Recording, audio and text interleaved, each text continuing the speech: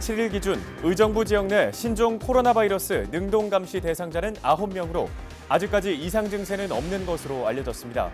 의정부시 보건소는 이들에게 하루 2번씩 전화로 상태를 확인하고 있습니다. 동두천에 있는 경기 북부 어린이 박물관이 신종 코로나 바이러스로 인한 어린이 감염을 막기 위해 오는 17일까지 휴관합니다. 신종 코로나 바이러스와 마찬가지로 아프리카 돼지열병 바이러스도 현재 진행형입니다. 지난해 10월 이후 양돈 농가에서 더 이상 ASF 발병 소식은 들리지 않고 있는데요. 경기도는 방역 작업을 계속하고 있습니다. 의정부 미군기지 두 곳에서 발암 물질인 과부하 화합물이 검출됐다는 소식을 전해드렸습니다. 경기도가 지난 6일부터 이틀간 미군기지 주변 지하수에 대한 오염 조사를 실시했습니다.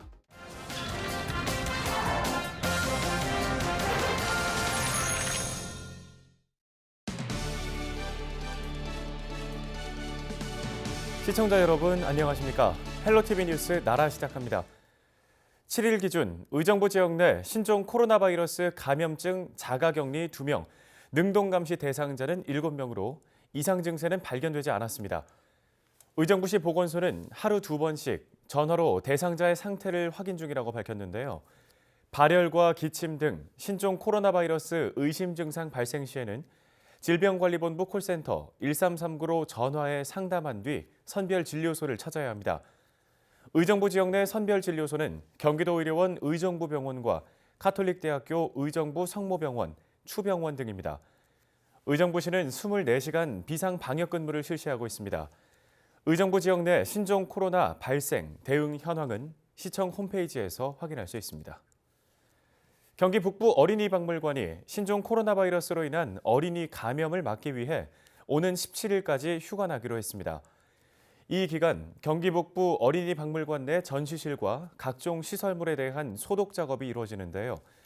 경기문화재단은 일단 17일까지 휴관한 후 신종 코로나 바이러스 확산 상황에 따라 휴관 기간이 연장될 수 있다고 밝혔습니다. 신종 코로나 바이러스 감염증으로 연일 초비상입니다. 이런 상황에서 먼저 나서서 주변을 따뜻하게 만드는 시민들이 있습니다.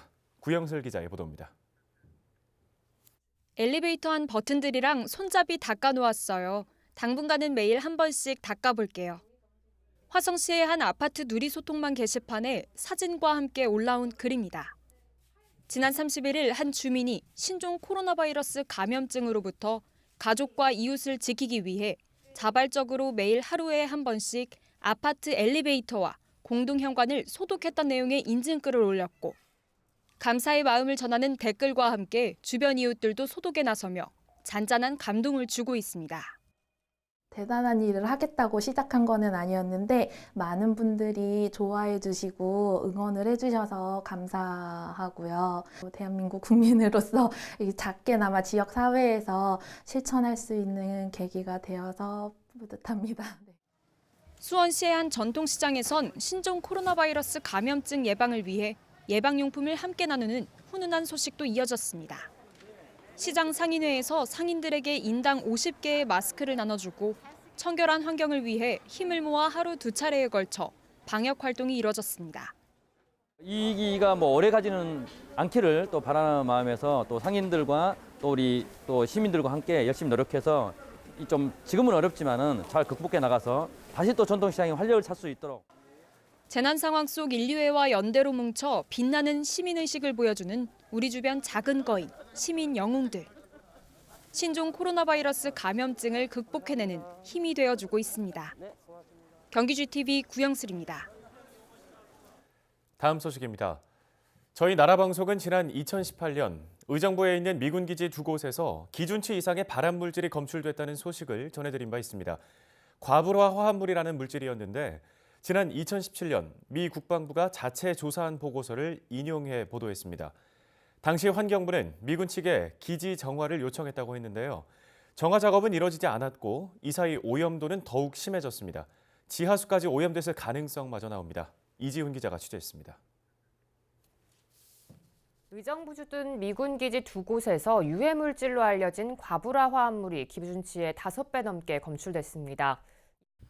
문제가 된 의정부 미군 기지는 캠프 레드클라우드와 캠프 스탠리입니다. 두 곳 모두 현재 병력이 모두 철수한 상태입니다. 지난 2017년 미 국방부 보고서가 밝힌 이들 기지의 과불화 화합물 수치입니다. 캠프 레드클라우드는 381ppm, 미국 환경보호청 기준치보다 5배 이상 초과한 수치입니다. 캠프 스탠리는 169ppt로 역시 기준치 초과입니다. 과불화 화합물은 방수 소재나 소화 용액 등에 사용되는 물질로 체내에 들어오면 잘 분해되지 않고 간암이나 불임 등을 유발하는 것으로 보고됐습니다. 환경 호르몬이라든지 이런 거로 작용하기 때문에 이제 인체에 상당히 유해하죠. 그래서 보고서 같은 데 보면 암을 일으키기도 하고 뭐 기형을 유발하기도 하고 때문에 과불화 화합물은 세계적으로 사용이 금지되는 추세입니다. 문제의 심각성을 알고 있는 환경부는 2018년 3월 미군에 서한을 보내 기지 정화 요청을 했습니다. 하지만 기지 정화 작업은 이루어지지 않았고 그 사이 오염도는 더욱 심해졌습니다. 미 국방부가 2018년 3월 작성한 보고서를 보면 캠프 레드클라우드 내 과불화 화합물 수치는 기준치의 6배가 넘는 466ppt로 1년 전 조사 때보다 오염도가 22% 증가한 것을 확인할 수 있습니다. 특히 캠프 스탠리는 1년 전 조사 수치 대비 과불화 화합물 검출량이 527% 증가했습니다. 기지 내 과불화 화합물의 농도가 높아지면서 지하수를 오염시켰을 가능성도 제기됩니다. 어차피 토양에 있는 게 지하수로 가는 거기 때문에 토양이 오염되어 있다면 지하수도 오염되었을 가능성이 크죠. 경기도는 의정부 미군기지 2곳에 지하수 관정 13곳을 대상으로 민관 합동 오염 조사를 하겠다고 밝혔습니다. 이들 지하수를 음용수로 마시고 있는 가정은 총 84세대, 350여 명에 달합니다. 경기도는 지하수 오염이 확인되면 의정부시와 협의해 즉시 사용 금지 조치를 내리겠다고 밝혔습니다. 헬로티비 뉴스 이지훈입니다. 네, 이와 관련해서 경기도가 미군 기지 주변 지하수에 대한 수질 검사를 진행하겠다고 했는데요. 지난 6일부터 이틀에 걸쳐 수질 검사가 이루어졌습니다. 자세한 내용 알아보겠습니다. 경기도 북부환경관리과 정가별 과장 전화 연결돼 있습니다. 네, 과장님. 미군 기지 주변의 지하수에 대한 수질 조사를 하셨다고 들었는데 미군 기지 주변에 어디까지가 이번 수질 조사 대상에 포함된 건가요? 예, 미군 기지 경계로부터 한 100m 이내 지역에 사용 중인 지하수 관정을 대상으로 실시를 했습니다. 네, 조사 방법도 좀 설명해 주시죠. 조사 방법은 지역 환경 연구를 첨가시켜서 같이 시료를 제출하고 검체를 경기도 보건환경연구원에 분석을 의뢰시켰습니다. 네, 이번 조사의 핵심, 이 지하수에서 과불화 화합물이 나오느냐 또 얼마나 검출이 되느냐일 것 같은데 언제쯤이면 이 조사 결과를 볼 수 있겠습니까? 분석 기간이 한 15일 정도 소요 예정이기 때문에요. 한 2월 21일 정도까지는 나오지 않겠나 이렇게 예상하고 있습니다. 네, 그런데 이 과불화 화합물이라는 게 정확히 어떤 물질이길래 이렇게 위험하다고 하는 건가요? 과불화 화합물이라는 거는 소방 장비의 소화 약제나 또는 코팅제로 주로 사용되는 유기 화합물이며 그중에 이제 과불화 핵산 술폰산, 그다음에 과불화 옥탄산, 과불화 옥탄 술폰산 등이 있으며 이 중에 과불화 옥탄산의 경우 국제암연구소에서 발암물질로 분류가 된 사항입니다. 네, 그러면 이 미군 기지 내부에서 발암 물질이 검출이 된 건데 일각에서는 이 내부 오염으로 인해서 외부에 있는 지하수까지 오염됐을 가능성을 제기하고 있습니다. 그런데 이 지하수를 음용수로 사용하는 가정이 꽤 된다고 하던데요. 저희가 파악해본 결과 미군 기지 주변 지역의 지하수 관정은 대부분 생활용수나 농업용수로 사용되고 있으며 음용수로 사용하는 일반 가정 2곳과 캠프 스탠리 인근 마을 상수도로 뺄벌 마을에서 183세대 한 318명 정도가 주민들이 이용하고 있는 것으로 파악하고 있습니다. 네, 만약에 지하수에서 과불화 화합물이 기준치를 초과해서 검출이 된다고 한다면 앞으로 조치는 어떻게 하실 예정이신가요? 지하수 감시 항목인 과불화 화합물 감시 기준이 70ppt인데요. 이 기준을 초과할 경우에 그 장기 음용 시 어떤 건강상의 문제가 야기될 수 있으므로 음용수로 사용을 금지하고 의정부 시와 협의하여 상수도 보급 및 급수 계획을 마련할 계획입니다. 네, 잘 알겠습니다. 오늘 말씀은 여기까지 듣겠습니다. 지금까지 경기도 북부 환경관리과 정가별 과장이었습니다.